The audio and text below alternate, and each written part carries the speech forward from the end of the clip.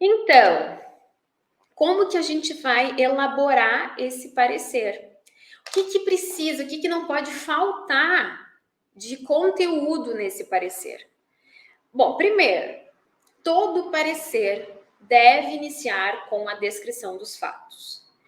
Por que isso? Ou o relatório que a gente chama, né? Por dois motivos, tá? Talvez até três. Mas dois são principais. O primeiro motivo é que você traz um resumo do que o teu cliente falou. Então, veja, no teu atendimento, o teu cliente te contou o caso dele. No teu parecer, você vai descrever todos os fatos que ele trouxe, para que quando você entregue esse parecer para ele mesmo possa te dar um feedback se aquilo que ele te falou no primeiro atendimento é realmente aquilo que aconteceu. Porque os colegas que estão aqui, que já advogam, sabem que os clientes e todos nós, quando a gente conta uma história, a gente traz elementos que talvez não sejam elementos tão verdadeiros assim, coisas que a gente elabora no pensamento. E também a gente deixa, às vezes, de contar situações que são muito importantes para a solução do caso. Então, o cliente, ele precisa saber quais são os fatos que ele te contou e entender que é com base nesses fatos que você emitiu esse parecer. Então, existe uma transparência.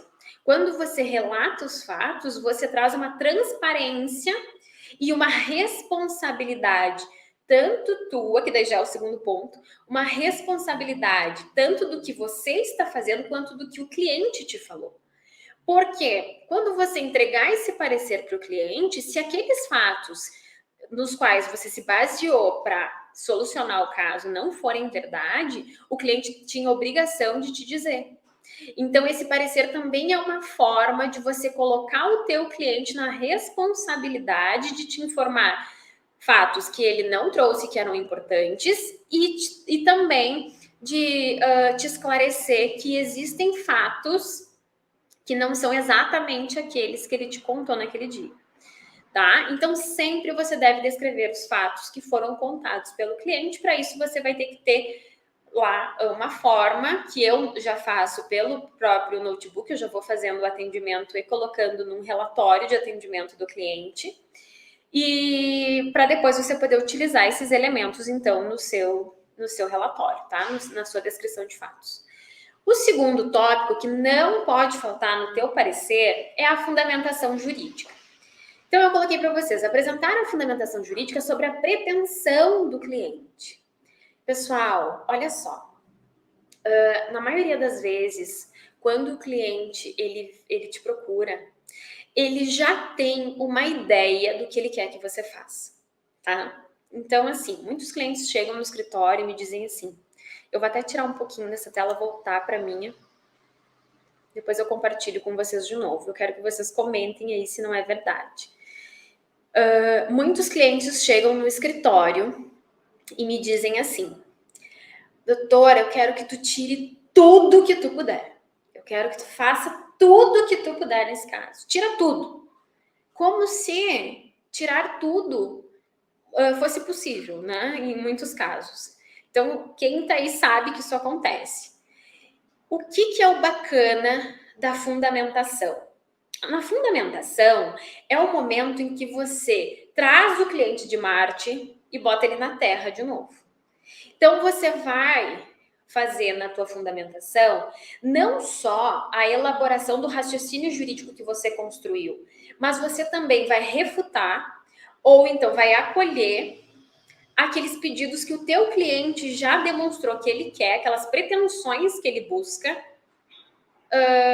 Você já vai fazendo então toda essa análise do porquê que dá para pedir, do porquê que dá para fazer, ou do porquê que não é possível, do porquê que não é cabível, então, fazer ou satisfazer a pretensão do teu cliente naquele sentido, tá? É muito parecido com a sentença. Quem aí ainda é aluno, depois faça esse exercício de procurar uma sentença e fazer a leitura de uma sentença. Numa sentença, é exatamente isso que o juiz faz. Ele está tentando te convencer do porquê que uma pretensão é possível ou não é possível. E nós devemos fazer isso com o nosso cliente, porque o nosso cliente ele precisa ter responsabilidade junto conosco. Quando a gente assina um contrato, quando a gente é contratado, a gente segura na mão do cliente e nós vamos juntos. Então, o trabalho da advocacia ela não pode ser um trabalho carreira solo. O teu cliente ele tem que estar ciente de todos os passos que você vai percorrer e você vai fazer isso e trazer essa clareza e essa transparência através do teu parecer.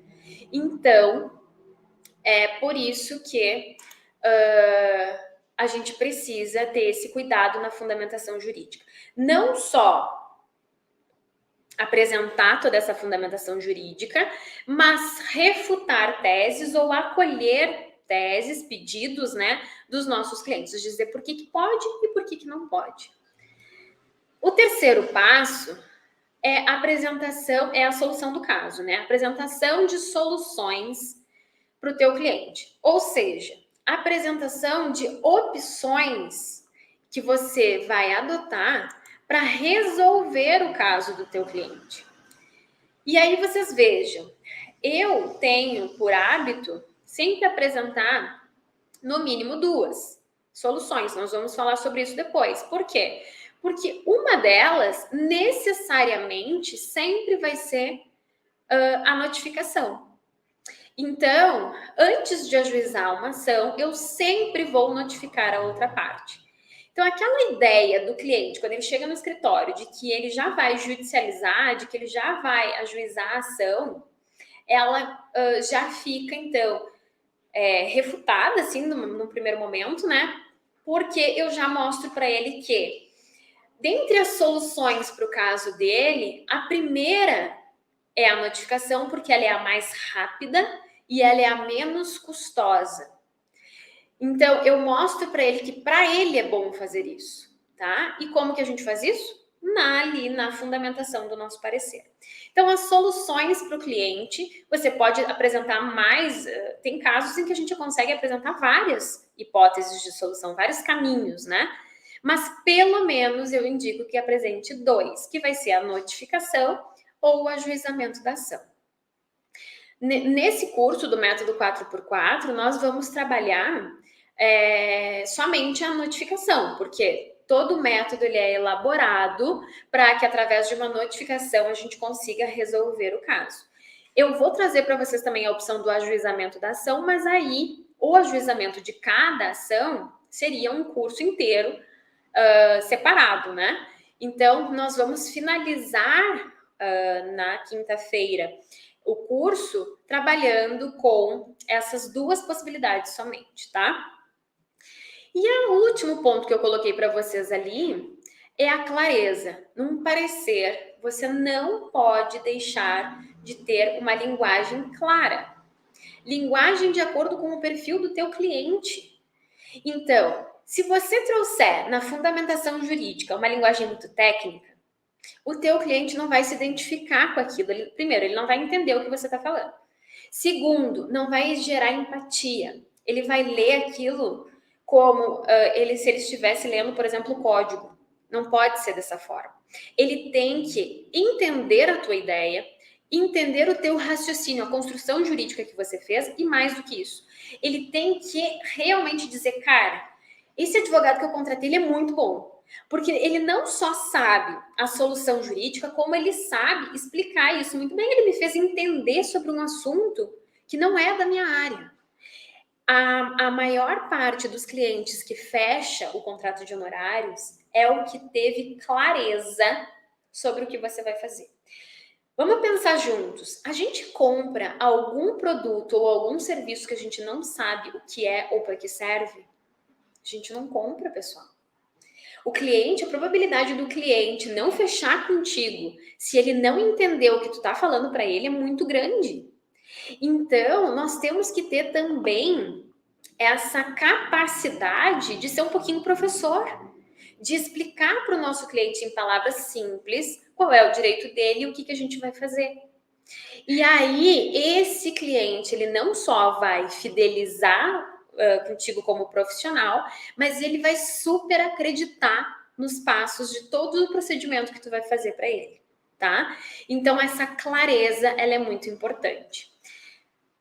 Depois eu vou comentar com vocês sobre um caso que eu tive em que meu parecer ele foi bem técnico, por causa do perfil do cliente. Senão, em via de regra, ele é sempre um parecer, assim, para a pessoa mesmo que não tenha conhecimento de direito, tá?